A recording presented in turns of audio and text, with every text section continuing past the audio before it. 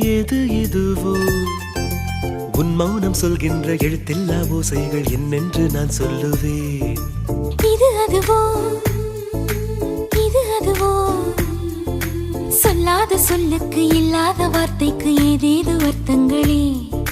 பெண் தோழன் நான், ஆண் தோழி நீ, நட்புக்குள் நம் காதல் வாழும்.